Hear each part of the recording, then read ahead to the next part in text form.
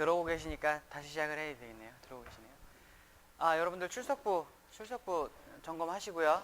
오전에 출석부 점검하시고, 그리고 오늘은 여러분들 그 평가서를 제출하셔야 돼요.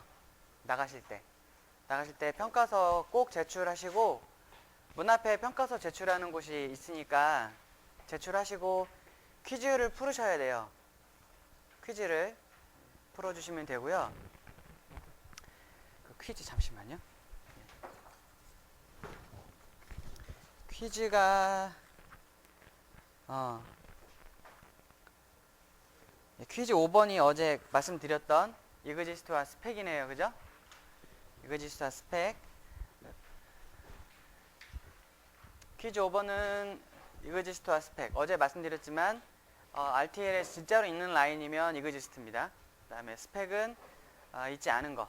그래서 불확실성이 너무 높기 때문에 툴한테 맡기는 거예요. 스펙을 하는 건 불확실성이 높아서 툴에게 맡기는 겁니다. 불확실성이 높은 부분은 어떤 녀석이 스캔의 첫 번째가 될지, 그리고 어떤 녀석이 마지막이 될지, 이런 것들을 사람이 모르니까 툴한테 맡기는 거죠. 그래서 이그지스트와 스펙은 그렇게 이제 정리를 하면 되겠습니다. 그러면 1, 2, 3, 4, 5번 다 이상이 없으시겠죠? 네. 이렇게 하시면 되고, 자, 오늘은 그거 할 거예요. 자, 보세요. 이게 이렇게 되는 거죠. 그림을 좀 보여드려야죠.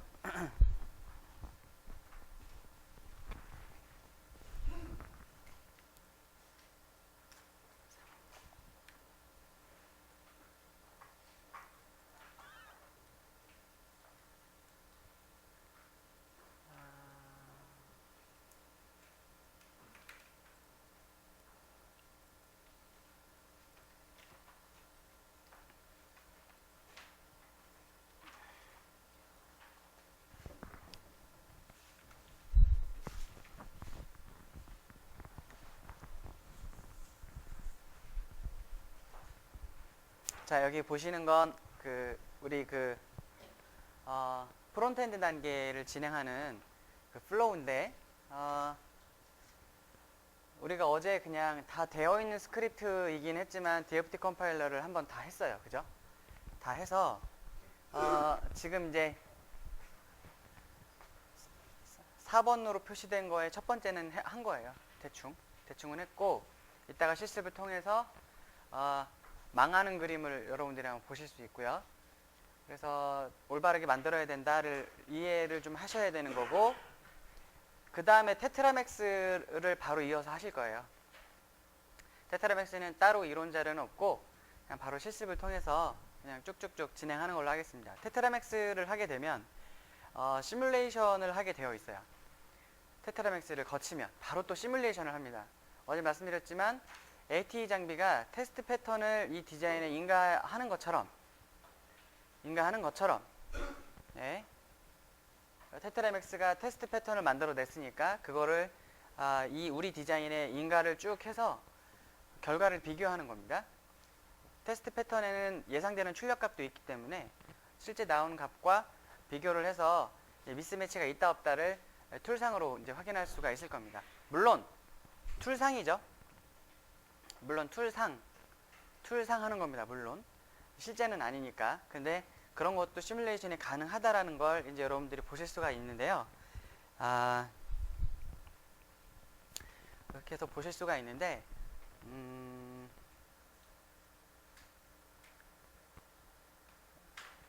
일단 그렇게 하고, 그 다음에 그 이후에 포멀리티, 프라임 타임, 그 다음에 프리 레이아웃 시뮬레이션을 진행합니다. 약간 용어가 헷갈리시는 분들이 있을 수 있어요. 여러분들이 프리 레이아웃 시뮬레이션, 그러니까 우리 펑셔널 시뮬레이션은 다 알죠? 펑셔널 시뮬레이션은 뭔지 다 알 겁니다. 그냥 소스만 그냥 아이디어란 상태로 완전히 아무것도 없이 그냥 소스만 시뮬레이션 하는 걸 펑셔널 시뮬레이션이라고 하는데, 프리 레이아웃 시뮬레이션은 알겠어요. 그러니까 레이아웃 전이니까. 프론트엔드 단계 마지막인 프리 레이아웃 시뮬레이션은 말 그대로 레이아웃 하기 전에 하는 시뮬레이션이니까 그건 알겠다 이거예요. 근데 다이내믹 시뮬레이션이라고 하면 이해가 되세요? 다이내믹 시뮬레이션? 이해가 되시나요, 혹시? 다이내믹 시뮬레이션. 다이내믹 시뮬레이션은 테스트 벤치에 의해서 여러분들이 그냥 시뮬레이션 돌리는 걸 뜻해요. 통칭합니다. 그러니까 포스트 레이아웃 시뮬레이션과 프리 레이아웃 시뮬레이션을 다 통칭하는 말이라고 생각하시면 돼요. 그걸 다이내믹 시뮬레이션이라고 합니다.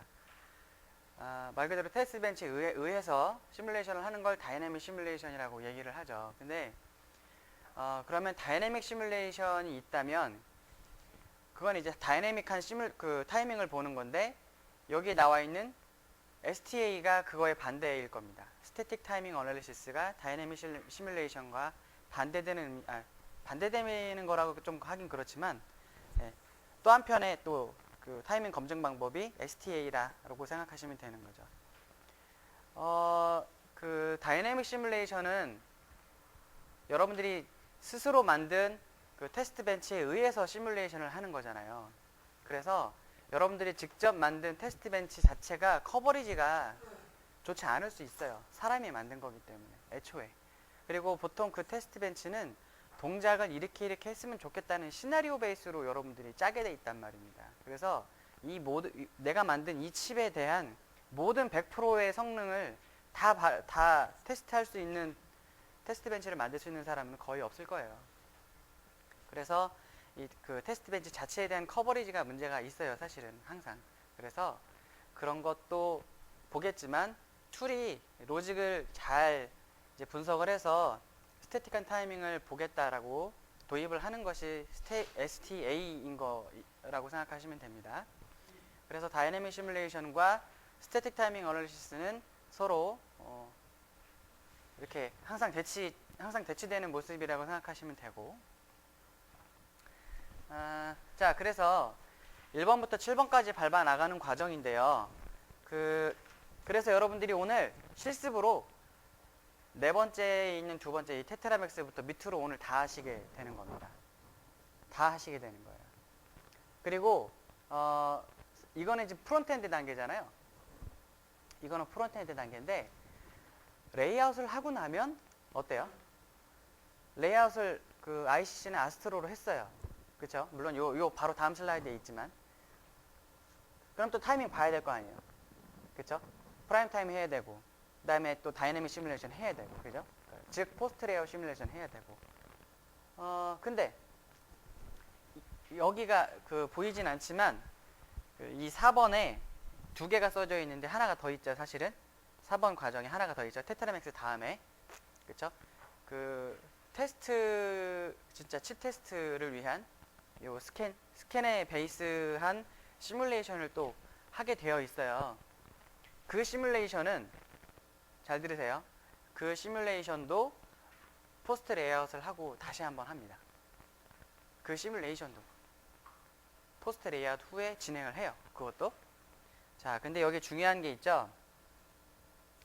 여러분들이 이제 3번 합성을 한 다음에 SDF를 뽑을 수도 있고, 그 다음에 프라임 타임을 통해서 SDF를 뽑을 수도 있어요. 그래서 현재 그림에서 7번에서는 SDF를 이용을 하죠. 딜레이를 포함한 시뮬레이션을 합니다. 근데 요 테트라맥스 이후의 시뮬레이션 있잖아요. 그것도 SDF를 갖고 합니다. 그것도 SDF를 갖고 해요.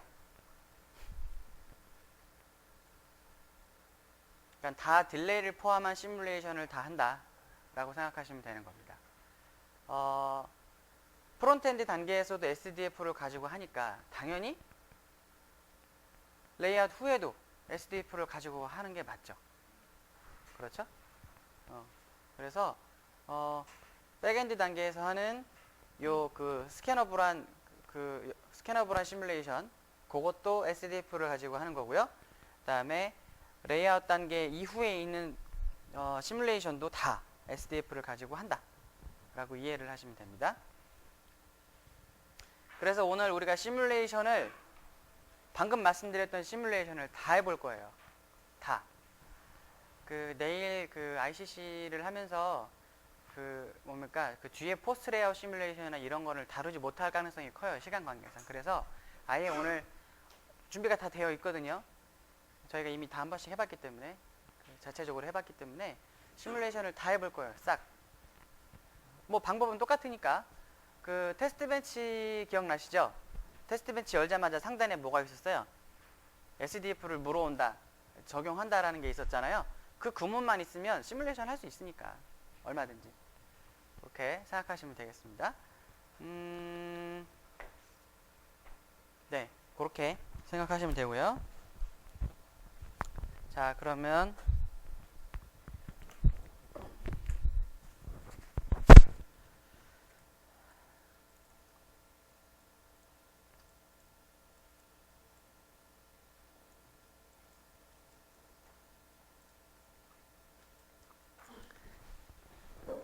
자, 우리 실습 한번 다시 볼게요. 자, 먼저 하실 거는 이거예요. 어제 우리가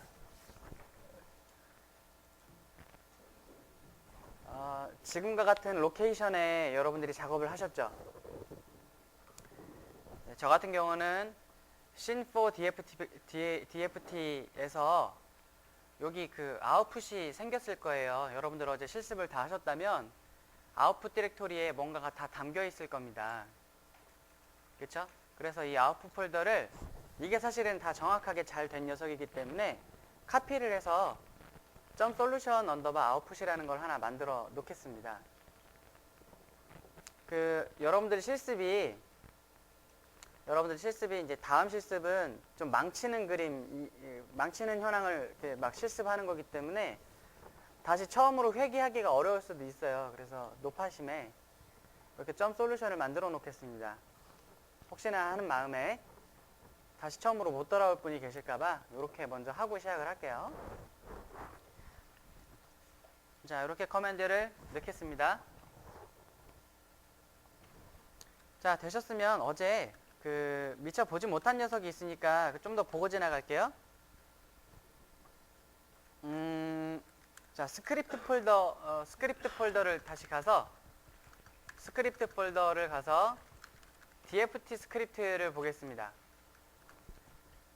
이렇게 DFT 스크립트를 열어서 보겠습니다. 같이 DFT 스크립트를 보겠습니다. 자, 맨 위로 올라가서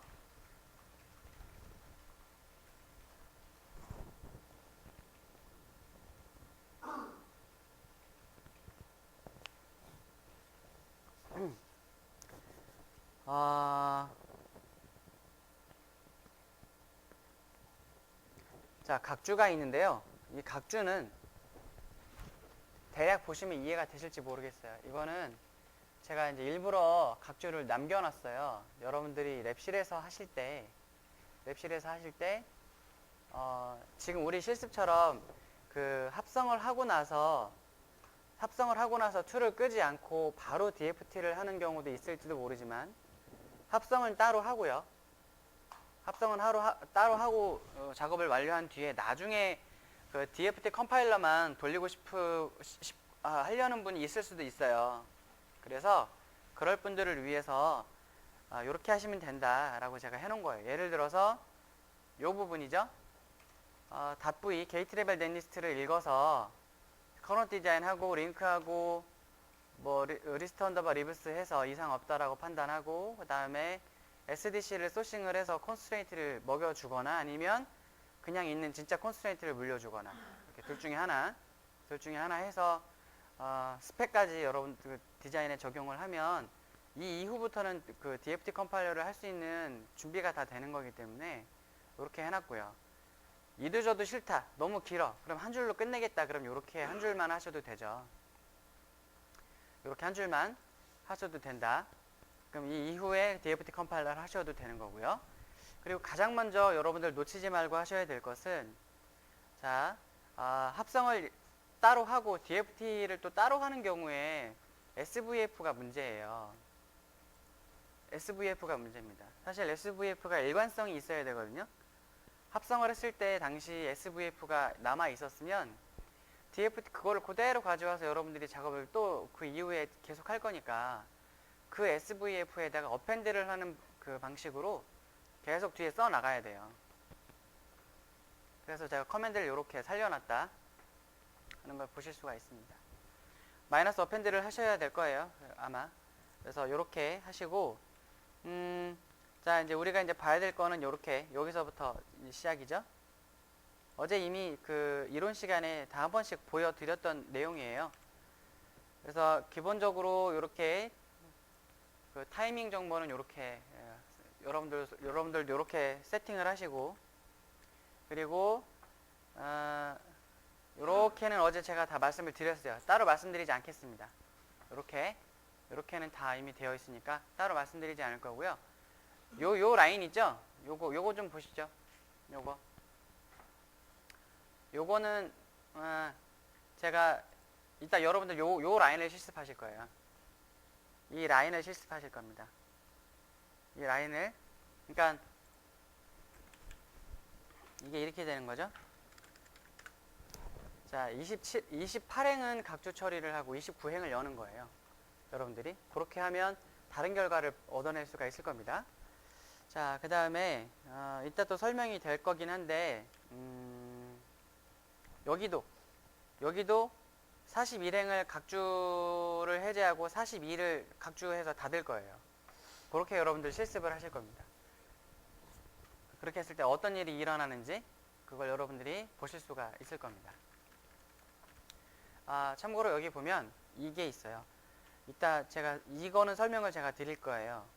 그 add lookup true라는 게 있습니다. lookup true. 그리고 바로 뒤 이어서 lookup 타입을 렛치로 하겠다라는 얘기가 있습니다. 그러니까 요렇게죠. 요렇게 하면 이제 lookup 렛치라는 게 디자인 안에 들어갈 수 있도록 여러분들이 설정을 하시는 건데요. 이 lookup 렛치는 클락 도메인이 여러 개가 있을 수 있잖아요. 클락 도메인이 여러 개가 있을 때 그 도메인을 뛰어넘는 상태로 스캔이 쭉 이제 연결이 될 거예요. 그리고 그 가운데 타이밍을 좀 더 타이밍 문제가 일어나지 않도록 lookup 렛치라고 하는 거를 DFT 컴파일러가 자동으로 넣어줄 겁니다. 이 옵션을 넣어주면 lookup 렛치라는 걸 넣어서 도메인 간의 문제, 타이밍 문제를 해결할 수 있게 해줄 겁니다. 이걸 넣어주면 그렇고요. 그 다음에 나머지 인터널 클래스 멀티 같은 경우는 이따 또 그림을 보실 거예요. 요거를 넣어주게 되면 같은 한 개의 도메인이라 하더라도 그 다른 녀석이다라고 생각할 수 있는 여지가 있어요.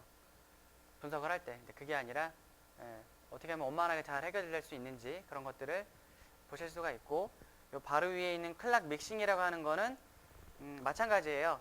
그 클락 도메인이 여러 개가 있는데 도메인 간에 같이 여러 개 도메인이 있더라 하더라도 한 개의 스캔으로 쭉 연결할 수 있게 이렇게 해주는 그런 방법이라고 생각하시면 됩니다.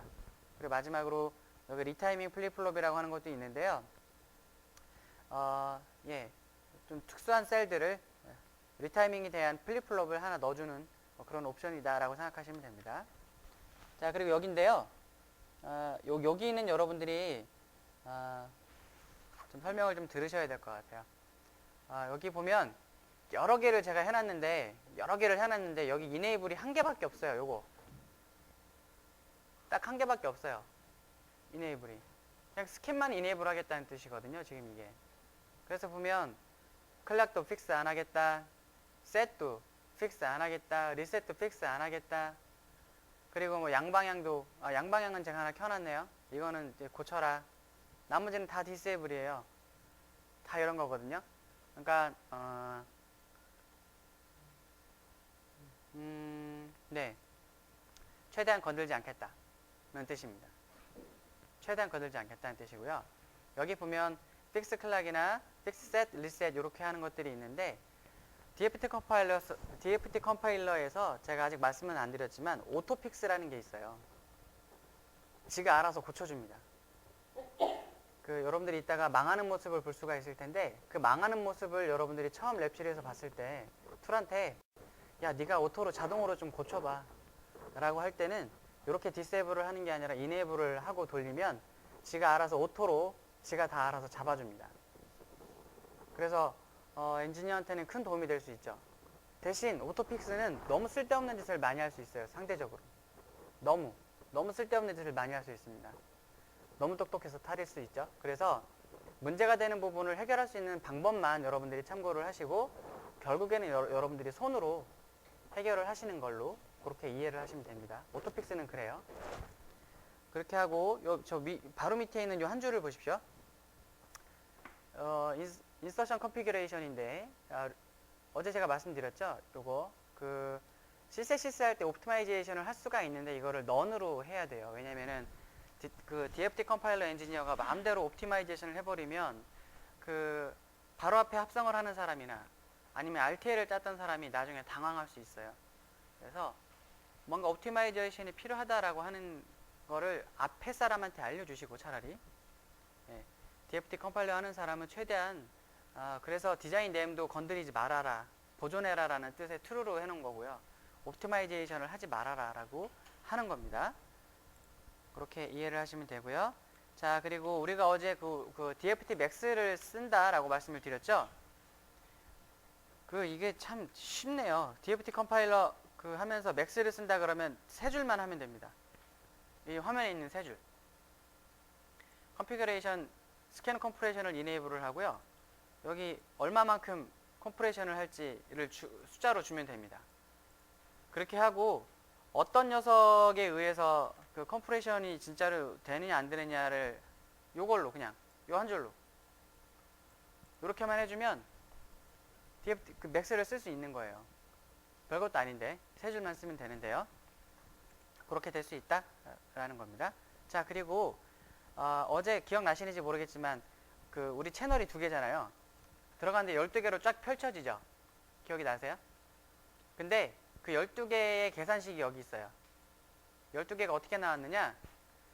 요거 곱하기 요거 곱하기 1.2를 하면 된다 라고 하는 게 이미 나와 있는 공식이래요. 그래서 우리가 처음에 채널을 두 개를 잡았죠? 그게 이겁니다. 스탠다드 체인스라고 하는 거 숫자 2 그게 그래서 이제 넘버 2가 여기 들어가는 거고 컴프레션 팩터는 제가 여기다 줬어요. 5를 줬죠? 2 곱하기 5 곱하기 1.2 하면 12가 나올 거 아니에요. 그래서 12개로 펼쳐진다 라는 얘기입니다. 자, 그래서 여기 보시면 미니멈 밸류가 우리는 5를 줬지만 2가 기본 디폴트다.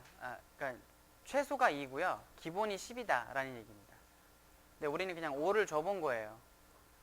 만약에 그냥 10으로 주면 훨씬 더 많이 생기겠죠? 그러면 내부적으로 체인이 많이 생기면 뭐가 좋아질까요? 결국에는 테스트 타임이 줄어들 겁니다. 라인이 안에서 많이 생기니까 병렬로 많이 돌아갈 수 있죠. 그래서 스캔 체인 하나에 걸릴 셀들의 숫자가 줄어드니까 결국에는 테스트가 끝나는 시간 자체가 줄어들 거예요. 그렇게 된다라고 이해하시면 됩니다. 밑으로 더 내려가 보면 그래서 이제 앞에까지 설정은 다 끝났고 그래서 create 테스트 프로토콜을 한 이후에 DFT DRC를 할 수 있다라고 말씀을 드렸습니다. 그 전에 스타트 GUI를 해서 그냥 우리 디자인 볼 수 있게 띄운 거고요. 그래서 DFT를 하고 나서 프리뷰를 했었습니다. 그 다음에 인서트 DFT를 바로 하고 그 다음에 바로 이어서 DFT DRC를 2번 해서 커버리지를 뽑아낼 수 있게 이렇게 해놨던 거죠. 자, 그리고 요게 좀 중요하네요. 요거 클락 도메인을 여러 개 쓰시는 분들은 요게 아주 유용한 커맨드가 될 겁니다. 락업이 기본적으로 들어갈 수 있게 위에 명령어에 해놨어요.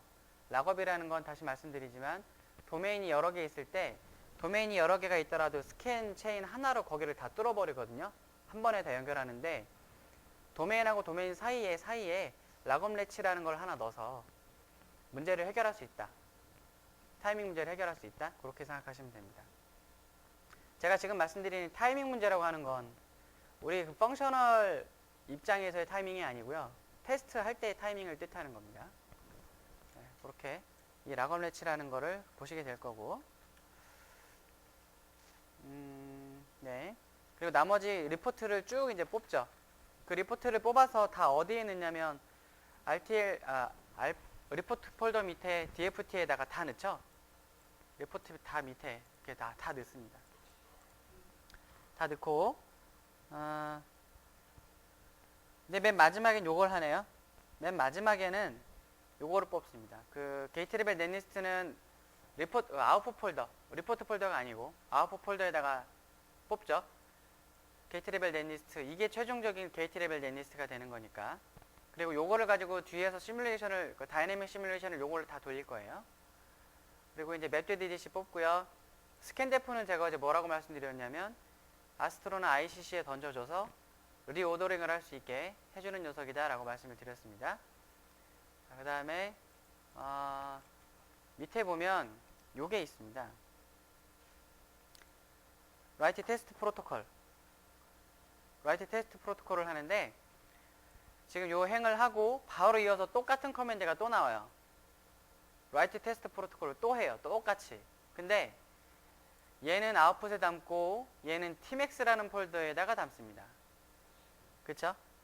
이건 tmax에다 담습니다. 근데 밑에 또 한 줄 또 있어요. 또 한 줄이 또 있어요. 또 한 줄이 또 있습니다. 그러니까 하나, 둘, 셋. 다 똑같은 커맨드입니다. 근데 약간씩 다르죠? 얘는 그냥 이렇게 뽑는 건데요. 얘는 tmax에다 뽑으면서 뭐라고 해요, 제가? 테스트 모드를 인터널 스캔으로 한 녀석을 여기다 뽑아라. 그리고 요 밑에 있는 녀석은 테스트 모드가 뭐예요? 스캔 컴프레션 모드로 해라. 라는 거였습니다. 어제 그 우리 프리뷰 그 파일 잠깐 봤지만 모드가 두 가지가 있었죠? 테스트, 일반 그냥 테스트 모드가 있고요. 컴프레션 테스트 모드가 있다라고 말씀을 드렸습니다. 우리가 지금 이제 DFT Max를 쓰니까 컴프레션 모드도 사용할 수 있거든요. 그래서 우리가 나중엔 요걸로 활용하겠습니다. 요걸로 되어 있는 걸 요걸로 되어 있는 걸 쓰겠다라고 보시면 되겠습니다. 리포트 폴더 가서 DFT 폴더 한번 다시 들어가 볼게요. 어제 너무 급하게 봐가지고요.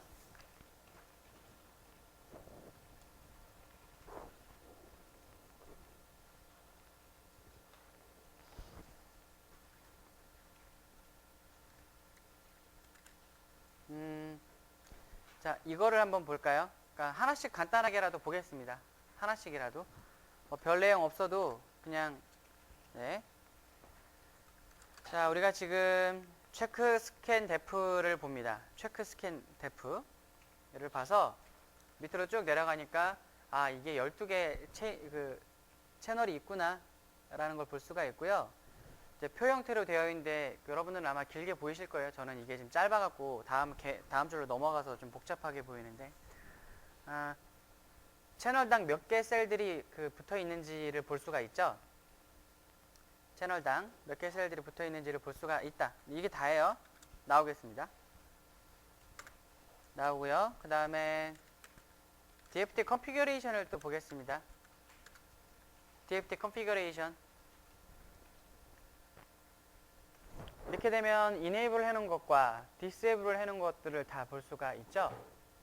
제가 지금 기억나실는지 모르겠지만 스캔은 enable을 해놨는데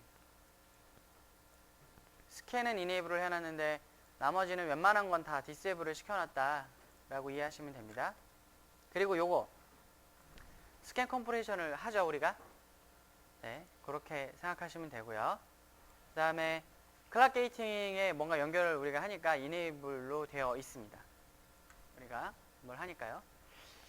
자, 그리고 또 미리 말씀을 드리면 보통 이제 삼상 버퍼 있죠. 그러니까 트라이스테이트 버퍼로 여러분들이 막 하는 부분들 그런 것들이 있을 때는 인풋 위주로 보통 한대요.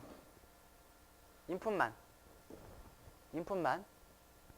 그렇게 하고요. 그 다음에 뭐 버스, 뭐 여러 가지 복잡한 버스 있는데 그것도 다 단순하게 한 가지만 셀렉션해서 채널을 확보한 뒤에 그 상태에서 스캔을 진행한다고 합니다.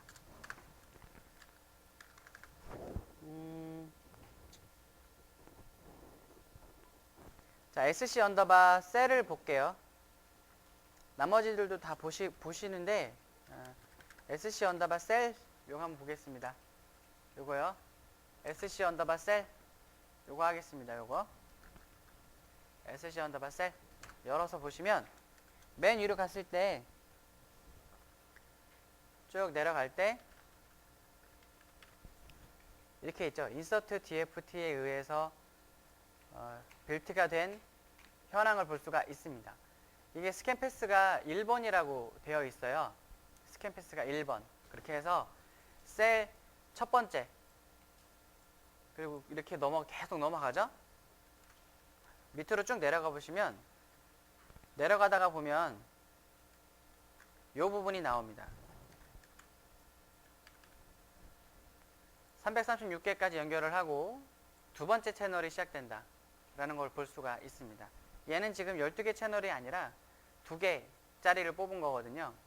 그래서 밑으로 끝까지 다 가면 마찬가지로 그냥 336개 0부터 시작했으니까 337개가 이렇게 연결이 되어 있다 라고 생각하시면 되는 거죠. 마찬가지로 다 이제 그렇게 되어 있음을 볼 수가 있는데요. 자, 우리 어제 잠깐 봤었던 요거 한번 다시 보겠습니다. 프리뷰 다시 한번 보시죠.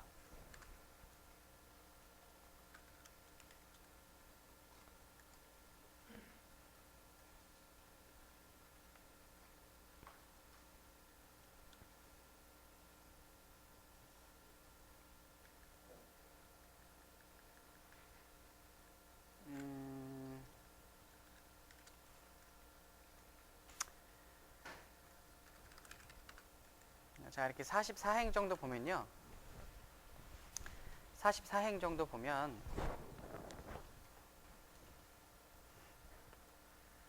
요런 얘기가 있습니다.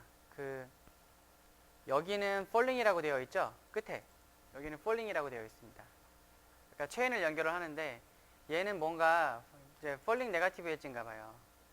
근데 여기는 바로 다음 줄에 이렇게 그 다음이 얘예요. 순서적으로. 근데 얘는 뭐예요? 라이징이라는 뜻이 이렇게 있습니다. 나머지들은 메시지가 없는 걸 보니까 다 라이징이고요. 그럼 이게 무슨 뜻이냐면 폴링으로 동작하는 녀석과 바로 이어서 라이징으로 동작하는 녀석을 엮었다는 뜻입니다. 그렇죠? 이렇게 현황이 다 표시가 됩니다. 그러면 폴링으로 동작하는 녀석과 라이징으로 동작하는 녀석이 일단은 액티브 되는 레벨이 다르니까 문제가 생길 수 있잖아요. 요 사이에 무슨 짓을 얘가 이제 해준다는 뜻입니다. 얘가 실습할 때 이거 이따 보시게 될 겁니다. 여러분들이 실습하실 때 폴링과 라이징이 어떻게 되는지 그런 것들을 보실 수. 기본적으로 라이징은 라이징끼리 다 묶어야 되고요. 폴링은 폴링끼리 다 묶어야 되거든요.